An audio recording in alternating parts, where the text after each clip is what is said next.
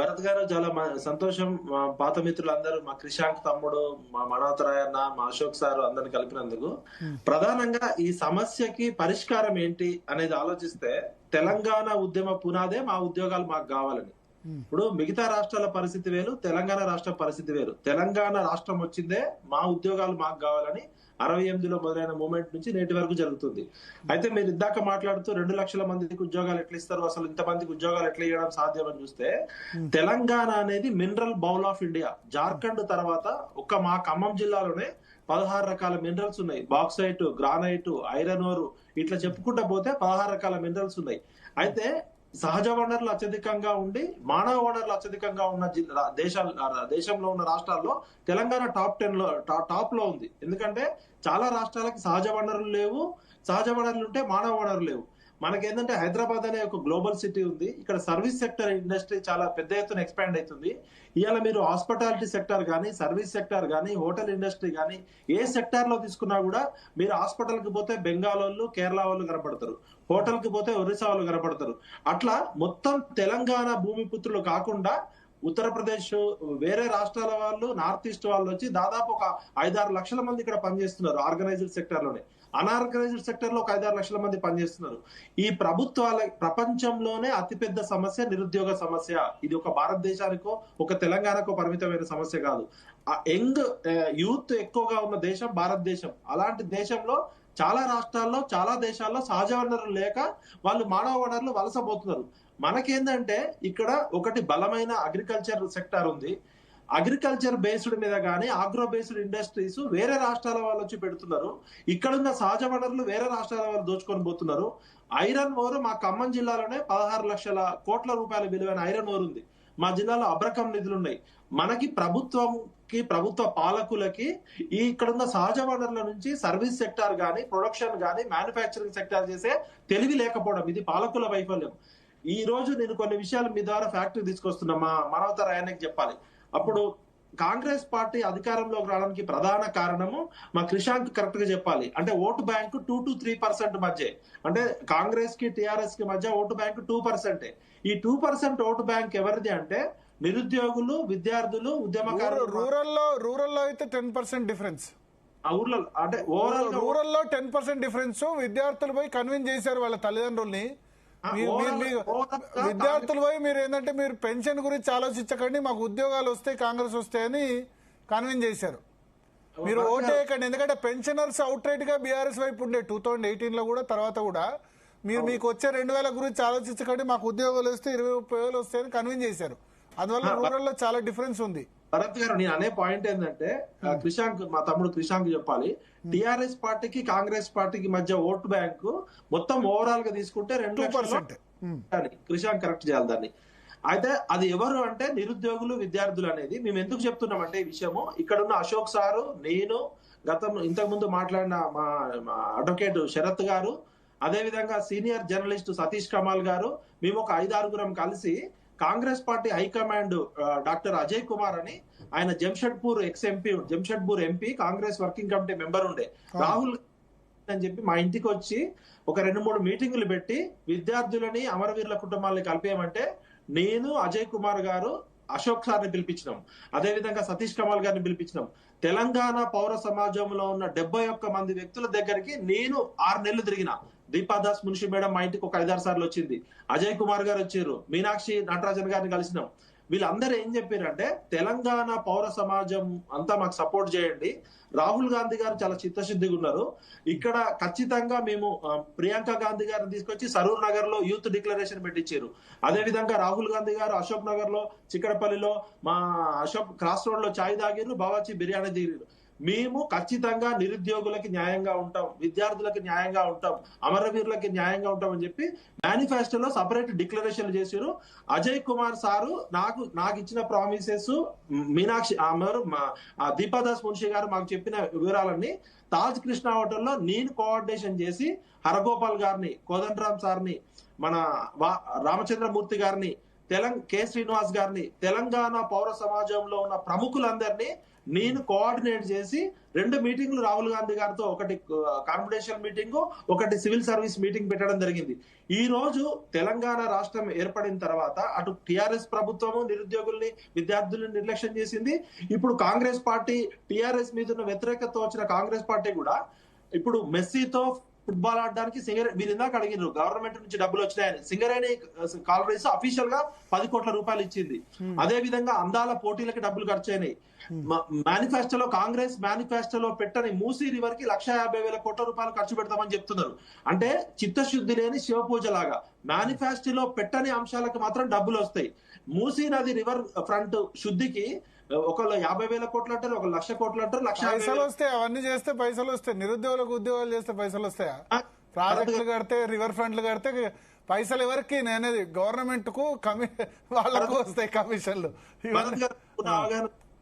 మీకు ఇక్కడ prime minister office ఒకటి లేటెస్ట్ ఒకటి డిక్లేర్ చేసింది. భారతదేశం మొత్తమే గ్లోబల్ వైడ్ యూత్ వనరులు ఉన్నాయి. ఈ వనరులని సర్వీస్ సెక్టార్ లో గానీ, ప్రొడక్షన్ సెక్టార్ లో గానీ, అగ్రికల్చర్ బేస్డ్ సెక్టార్ లో పెట్టుకుంటే ప్రత్యక్షంగా మనం ప్రభుత్వాలు ఉద్యోగాలు ఇవ్వలేం. కాబట్టి ఇవాళ ఫుడ్ ఇండస్ట్రీ, హైదరాబాద్ లో హోటల్ ఇండస్ట్రీ 5 లక్షల కోట్లు. మీరు ప్రైమ్ మినిస్టర్ ఆఫీస్ ఒకటి అన్ఆర్గనైజ్డ్ సెక్టార్ లో, ఆర్గనైజ్డ్ సెక్టార్ లో ఎన్ని ఉపాధి అవకాశాలు కల్పించవచ్చు అనేది prime minister office financial advisor ఒక రిపోర్ట్ విడుదల చేశారు. నేనేమంటున్నా అంటే అందరికీ ప్రభుత్వ ఉద్యోగాలు ఇవ్వలేకపోవచ్చు, కానీ ఉపాధి కల్పన, జీవనోపాధుల కల్పన అనేది తెలంగాణ రాష్ట్రంలో ఉన్న సహజ వనరులకి, మానవ వనరులకి లింక్ ఉంది. ఇవాళ అగ్రికల్చర్ ఇండస్ట్రీ ప్రపంచ వ్యాప్తంగా ఆర్గానిక్ ఫుడ్ ఇండస్ట్రీ అనేది, అగ్రికల్చర్ అనేది అతిపెద్ద ఇండస్ట్రీగా మారిపోతుంది. మనకి ఇన్ని రకాల నేలలు ఉన్నాయి, ఇన్ని రకాల పంటలు ఉన్నాయి. ఒకవైపు ఒకవైపు గోదావరి, ఒకవైపు కృష్ణానది ఉన్న దక్కన్ పీఠభూమిలో ఇన్ని వనరులు, ఇన్ని ఖనిజాలు, ఇన్ని పంటలు ఉన్నా కూడా మనం ఉపాధి కల్పించలేకపోతున్నామంటే అన్ని ఉండి అల్లుడి నోట్లో శనన్నట్టు. మేమేమంటున్నామంటే 2 లక్షల ఉద్యోగాలు, లేకపోతే ఉన్న 50 లక్షల మంది నిరుద్యోగులందరికీ ప్రభుత్వ ఉద్యోగాలు ఇవ్వనట్లే. ఈ స్కిల్ డెవలప్మెంట్ యూనివర్సిటీ పెట్టారు రేవంత్ రెడ్డి గారు, హ్యాట్స్ ఆఫ్. కానీ ప్రతి యూనివర్సిటీలో స్కిల్ డెవలప్ ఆల్రెడీ ఇన్ఫ్రాస్ట్రక్చర్ ఉంది.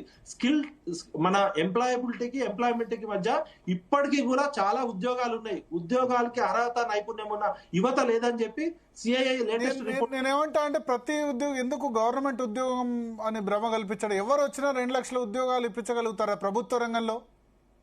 అది ప్రభుత్వ రంగంలో బీఆర్ఎస్ వచ్చినా, లేకపోతే కాంగ్రెస్ వచ్చినా, బీజేపీ వచ్చినా ప్రభుత్వ రంగంలో 2 లక్షల ఉద్యోగాలు సంవత్సరంలో భర్తీ చేస్తామని కాంగ్రెస్ చెప్పడం, నిరుద్యోగులు నమ్మడం, ఇది నాకైతే రియలిస్టిక్ గా లేదు.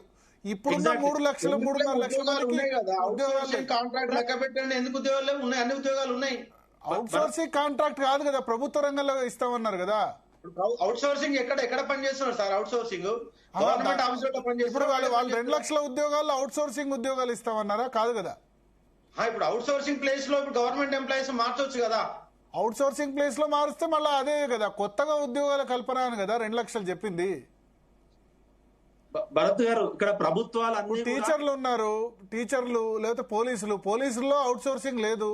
ఆ 2 లక్షల ఉద్యోగాల్లో పోలీసులు ఈజీగా 20 నుంచి 25 వేలు ఉంటారు. ఏ ప్రభుత్వం వచ్చినా పోలీసులు మాత్రం ఫిల్అప్ చేస్తారు. ఎందుకంటే ఇప్పుడు విద్యార్థులు రోడ్డు మీదకి వస్తే అరెస్ట్ చేయాల్సింది వాళ్ళే కదా. మంత్రులకు, ఎమ్మెల్యేలకు సెక్యూరిటీ ఉండాల్సింది వాళ్ళే కదా. మొత్తం నన్ను దిగ్బంధంలో పెట్టారు సార్ ఇక్కడ నన్ను. అదే అందుకని ఇంటి ముందు 3 పోలీసులు ఉన్నారు ఇప్పుడు. ఓకే భరత్ గారు, చెప్పండి. ఒక ప్రణాళిక సంఘం గాని, నీతి ఆయోగ్ చెప్పింది ఏంటంటే ఏ రాష్ట్ర ప్రభుత్వం అయినా తన అడ్మినిస్ట్రేషన్ అవసరాలకు తగ్గట్టు ఆ రాష్ట్ర జనాభాలో 3 to 5% మాక్సిమం ఉద్యోగాలు ఇవ్వచ్చని ఫైనాన్స్ కమిషన్ ఇచ్చిన రిపోర్ట్స్ ఉన్నాయి. ఇక్కడ మనకు ఉన్న రాష్ట్ర ప్రభుత్వ ఉద్యోగాల్లో మీరు అన్నట్టు మాక్సిమం అందరికీ కల్పించలేకపోవచ్చు, కానీ సర్వీస్ సెక్టార్ లో గానీ, స్కిల్ డెవలప్మెంట్ మెయిన్ గా మనం తెలంగాణ చేయాల్సింది. ఆ ప్రతిపక్ష పార్టీలో ఉన్నప్పుడు కాంగ్రెస్ పార్టీ మేనిఫెస్టోలో ఎన్నో చెప్పింది. ఓన్లీ 2 లక్షల ఉద్యోగాలే కాదు, నైపుణ్య కల్పన, జీవనోపాధులు, ఉపాధి కల్పన కోసం మేము ప్రత్యేక శిక్షణ కార్యక్రమాలు చేస్తామని చెప్పారు. ఇవాళ మనకి హైదరాబాద్ లాంటి గ్లోబల్ సిటీలో వేరే రాష్ట్రాల వాళ్ళు, వేరే దేశాల వచ్చి పనిచేస్తున్నప్పుడు మన తెలంగాణ యువత ఎందుకు జొమాటో, స్విగ్గీ డ్రైవర్లు గా మారుతున్నంటే నైపుణ్యాలు లేకపోవడము.